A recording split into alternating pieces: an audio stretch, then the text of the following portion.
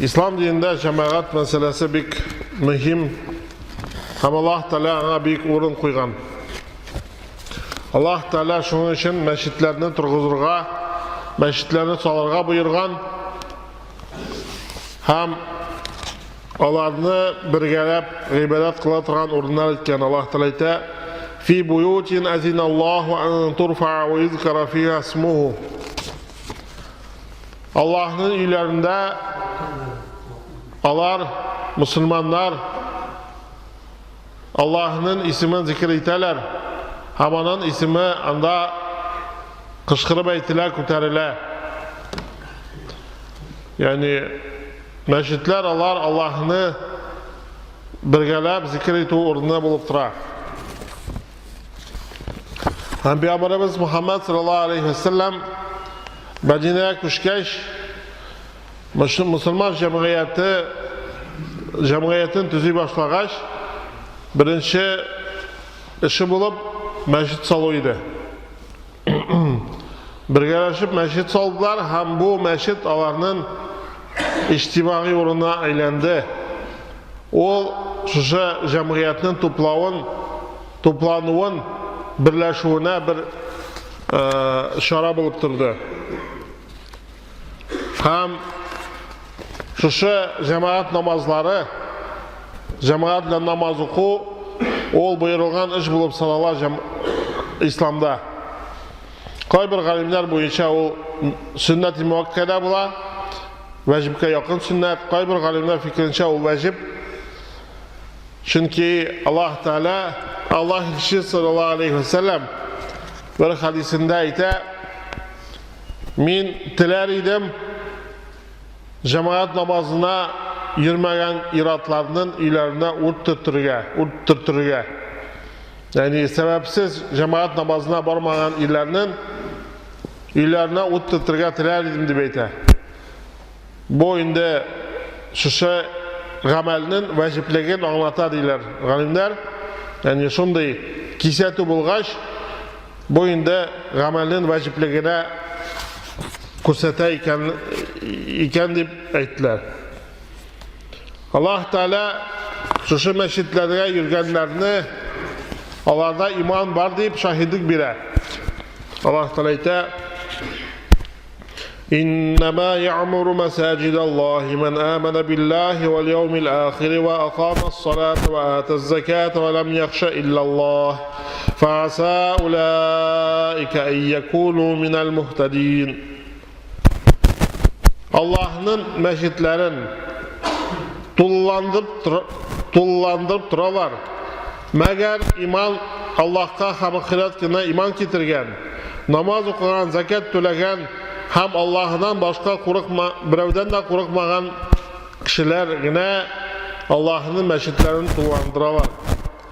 Mana şunday kişiler alar turu yoldan barışılar bulurlar. Yani meşitlerge birleşip gelip cemaat namazlarını ötev bu turu yoldan barunun bir kurunuşu bulup dura. Hem elbette Peygamberimiz sallallahu aleyhi ve sellem hadislerinde buna öndev küp işri. Bilgili hadiste Peygamberimiz sallallahu aleyhi ve sellem bir kişi okuyan namazga qaraganda cemaatle namaz oku 27 mertebe, ikinci rivayette 25 mertebe savabını arttıra. Eğer de biz pensiyamızı ise iş hakkımızı 27 mertebe kübrek alsak o vakitte biz riza bulup neydi de olsak işlerik. Lakin biz şu maddi terbiye bunun arkasında indi, materyalistik terbiye bunun arkasında, ahiretini uylama arkasında, biz indi savap turunda uylamayız olaydık. Eğer de bizge Peygamber sallallahu aleyhi ve sellem hadiste ite, eğer de onlarga it tarata tıra bulsa diye, onlar jügrüp gelirler dedi meşitke. Anda sarıkның falan ödüsü taratılsa, meşitke jügrüp gelirler dedi. Dünya için, ahiret için bulara tecbitinde ol. Allah Teala ayta: "Bel tu'sirunal hayatad dunya vel ahiratu hayrun ve abqa." Lakin siz dünya yaşayışın üstünlük kurasız. Onu kubrak yaratasız. Ahiret ise o mengilik hem hayırlılık hem mengilik. Peygamberimiz sallallahu aleyhi ve sellem aytgancha, meşitke barganda her adım sanala. Bir kavim, bir kabile meşit yanında aşık yer bulganını bilede, şunda koşup gelirge tili. Peygamberimiz sallallahu aleyhi ve sellem onların tileklerini bilgen şeyte, Irak üylerinizde kalığız diye, sizin adımlarınız yazıla sonala demektir. Yani meşitke kelgen adımlarınız sizin. Allah sonalıp bara. Allah savap kidirip dura. Şuna göre meşitke jiyav yürü hem Irak tarak yürü. Bu savaplara kılıp sanala.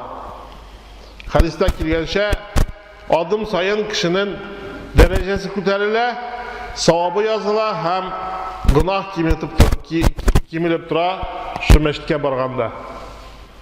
Hem kişi meşitke kelgach, ol onun bütün meşitke namaz için kelsa, şunday maksat bilan kelsa, onun şu yo'ldagi vaqtida, meşitde bo'lgan vaqtida g'ibodatda o'ta. Hatta o namazda kutib o'tirganda da o namazda kibik savob oladi. Hem hadiste keltirilgancha, ol şu vaqtda Allah yolunda jihad qilgan kibik bo'lar. Yani shunday savobni ola, yani Allah yolunda jihadda bo'lgan kibik ola. Hatta o'tirib turganda da tasbih aytami, aytmaymi, Qur'on o'qiymi, hatta o'tirib qana turganda da namozni kutib, o namozdagi savobni olib turadi. Ham farishtalar onun uchun duo qilib turadi. Shuning uchun albatta jamoat bilan namoz o'qish ko'pga xayrliroq. Jamoat bilan namoz o'qiganda kishi shayton tutqusidan qutuladi. Allah Teala aytdi, Peygamber sallallahu aleyhi ve sellem aytdi: "Ma min salasatin fi qaryatin la yu'zanu ve la tuqamu fihim as-salatu illa istahfaza aleyhim ash-şeytan fa aleyke bil cemaati fe innema ya'kulu."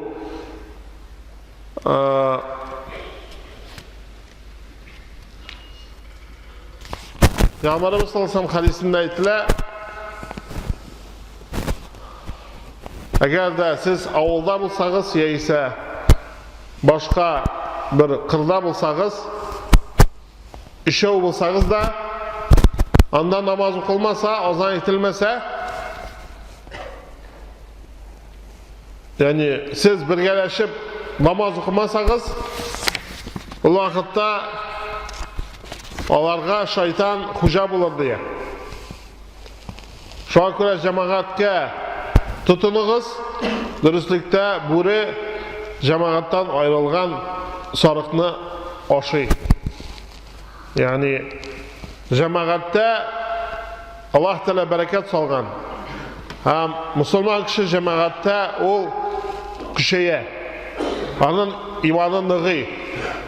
Agar o'sha jamoatdan yiroq bo'lsa, ayrilib tursa, u vaqtda shayton unga xo'ja bo'ladi.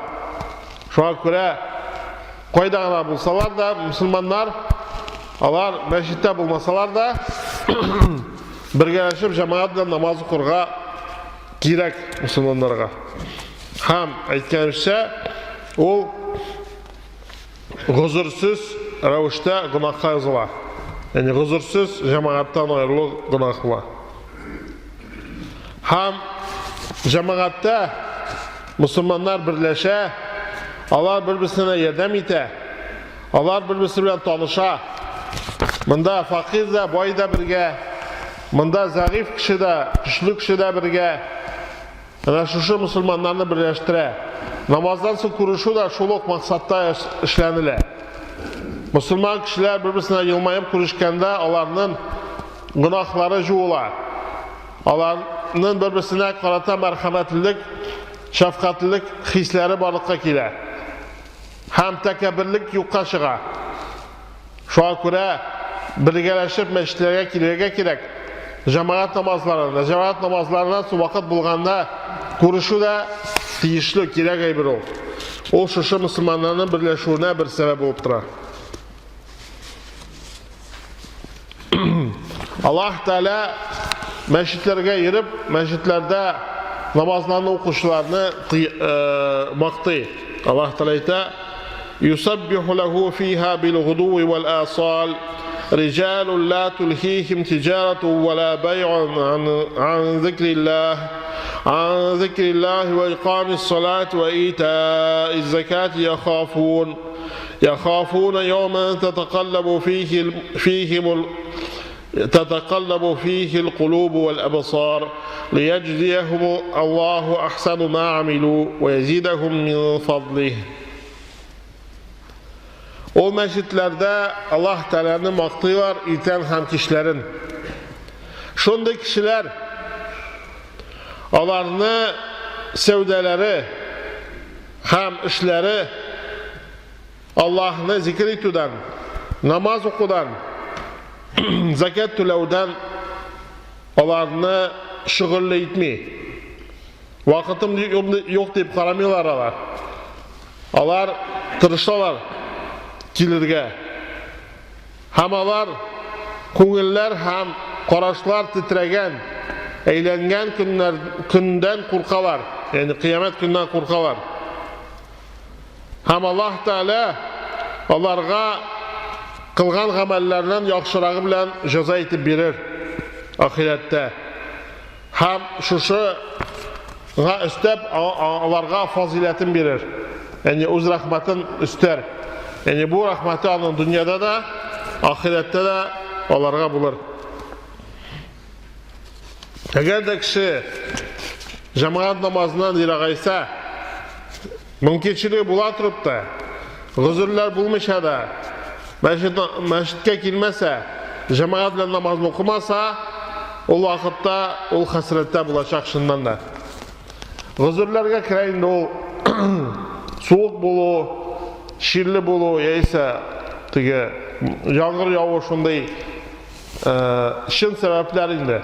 Nindidir, səfərgə əzirləni vaxtı bulsa, şunday vaxtda indi cemaatlə namaz oxulmasa da rüxsat edilir alimler tarafından.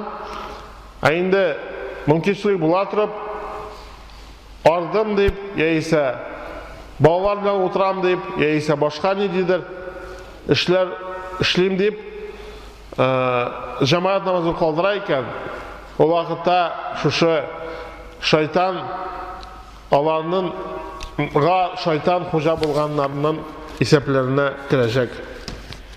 Hem bu cemaat namazının o birinçlikte savabın kaplay almayı. Şimdi bir galim Abdullah ibn Umar el-Kavariri ayta, men diye yastı namazını her vakit cemaat bilan okuyurum diye. Ama bir vakit mena konak keldi de, men konak bilan meşgul bulup yetişmedim. Indi bargancha mescitlerde namaz okılgan idi, mescitler yabık idi indi. Şundan men hadisini bilem diye 27 mertebe artık ikanin, şol yastı namazını 27 mertebe okudum. Savabını yoğaltmayayım deyip. Hem zıklağanda düş kurayım diye. Biz otlarda şabışabız. Hem men birinçikte kovup jete almayayım diye özümle uzuşkanlarını. Hem onlar mega aylanıp ayta, sen diye otını ordurma. Sen diye biz ne barbızda kovup jete almazsın deyip. Men soradım ne için? O aytdı, sen bir cemaat bilan namazını okumadın diye. Bu indi rivayet elbette, lakin o kitaplarda getirilgeç, bunda hikmet var. Biz elbette iktibar etirge tiyizmiz. Nersede biz joğaltabız şu cemaat bilan namaz okumasak. Hem eğer de biz sahabelerinin, tabiğinlerinin, galimlerinin sözlerine göz salsak, onların şu cemaat namazı turundağı әйтүләре, сүзләре бик катгый. Абдулла ибн Мас'удтан китерелә. Ул әйтте: кем Аллаһны иртәгә мусульман булып очратасы килсә, ул шушы 5 вакыт намазны азан әйтелгән җирдә укысын. Аллаһ Тәгалә сезнең пәйгамбәрегезгә hidayetin sünnetlerini bildi. Yani hidayetin tradisiyalarını bildi. Hem o gadetler, o tradisiyalar şu 5 vakit namazını cemaat bilen oku kire. Eğer de sizden birigiz o'zi oyunda okuyturan bulsa namazın, o şu Peygamberimiz sallallahu aleyhi ve sellem'nin sünnetini kaldıratan bula. Eğer olanı kaldırsa, o vakitte siz adaşırsınız. Eğer de kişi təxərat alıp, yaxşı edip, meşidke namaz okurga deyip çıksa, Allah Teala ona her bir adım sayın savap yazar. Hamanın derecesini kutere, hamanın günahısını kimite. Bunda indi kişi günahlar turunda etile, zor günahlar için tövbe etile getirişli. Hem bizden aramızda cemaat namazından münafıklığı bilen bilgili bulgan kişilerine kolaydı diye. Yani sahabeler arasında münafıklığı bilen bilgili bulgan kişilerine cemaat namazına yürümeyi dedi. Hatta kişi kile almasa onu koltuğasına alıp 2 kişi alıp kileye dedi. Yani onlardan cemaat namazına şunday kuvvetli karaş idi. Bir neydi sebep hatta aksak bulu da sebep edip sanamayanlar özler için. Abu Hurayra radıyallahu anh kitirile Allah işi sallallahu aleyhi ve sellem ayette: İnne asqala salatin alel munafiqina salatul gişai ve salatul fecri. وَلَوْ يَعْلَمُونَ مَا فِيهِمَا لَأَتَوْهُمَا وَلَوْ حَبْوًا. Dürüstlükte münafıklar için en ağır namazlar ol irtəngi hem yastı namazlar. Lakin onlardaki savabını bilseler, onlar şuuşup bulsa da gelirler idi. Peygamberimiz sallallahu aleyhi ve sellem. Allah Teala Kur'an'da ite: يَوْمَ يُكْشَفُ عَنْ سَاقٍ وَيُدْعَوْنَ إِلَى السُّجُودِ فَلَا يَسْتَطِيعُونَ خَاشِعَةً أَبْصَارُهُم تَرْهَقُهُمْ ذِلَّةٌ وَقَدْ كَانُوا يُدْعَوْنَ إِلَى السُّجُودِ وَهُمْ سَالِمُونَ. O kıyamet gününde onlar secde kılırga çakırılırlar. Lakin buldura olmazlar. Onların karaşları tüben bulur. Hamalarını tübenşilik bilem alır. Onlar dünyada vakitte secde kılırga çakırılaydılar. Selamet vakitlarında. Lakin kabul etmeydiler. Yani çakırığa cevap etip varmaydılar. Hem galimler etkençe İbrahim et-Teymiyye'de onlar namazga azan hem kamat işiteydiler, lakin barmaydilerdi. Hayya alel felah deyip etkeni işiteydiler, lakin cevap vermeydilerdi beytler. Yani bu kafirler turuna tügül, namazga birgelep barmavşı Müslümanlar turunda da deyip beytler. Elbette bunun için biz nefsimizni terbiyelerge tiyiş, nefisке karşı turga tiyiş. Bu sabırlıkni talep ite. Biz indi özümüzün işlerimizni, başka ihtiyaçlarımızını şiddet koyup turga tiyiş bunun için. Bu elbette sabırlıkni, tırışlıkni talep ite. Ama Allah Teala ite: "Fasbir inne va'dallahi hakka وَلَا يَسْتَخِفَنَّكَ الَّذ۪ينَ لَا يُوقِنُونَ." Sabır et, dürüstlükte Allah'ın vaadası hak. Hem seni iman getirmeyenler, kıyamet günü yaşamayanlar korkutmasınlar.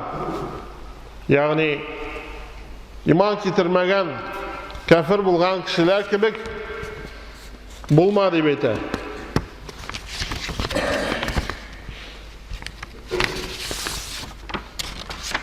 Allah Teala aytadi: "Ya qavmana kitra." Qur'onda şu va'g'ashning so'zlarin ham o va'g'az Qur'ondagi so'zlar bitinde bütün musulmonlarga yo'nalgan. Ham g'alimlar şu so'zlarni musulmonlarga qarata da aytilgan deb qabul etilar. Ya qavmana ajibu da'i Allah wa aminu bihi wa yaghfir lakum min zunubikum wa yujirkum min azabin alim. Ey qavmimiz, Allah'a şakruvuna cevap veriniz. İman getiriniz. Allah Teala sizni günahlarını yarlıkar, hem sizni ud gazabından arındırır. وَمَنْ لَا يُجِبْ دَاعِيَ اللّٰهِ فَلَيْسَ بِمُعْجِزٍ فِي الْأَرْضِ وَلَيْسَ لَهُ مِنْ دُونِهِ أَوْلِيَاءُ أُولَٰئِكَ فِي ضَلَالٍ مُبِينٍ. Kim Allah'ın şakrışısına cevap etip kabul etmezse şakrıvan, ol jirde nindidir kimgedir ağırlık getirişi bulmaz, meğer özüne zarar getirişi bulur. Hamana yardım etişi bulmaz. Şuşun kişiler Allah aşık alaşıda bulurlardı.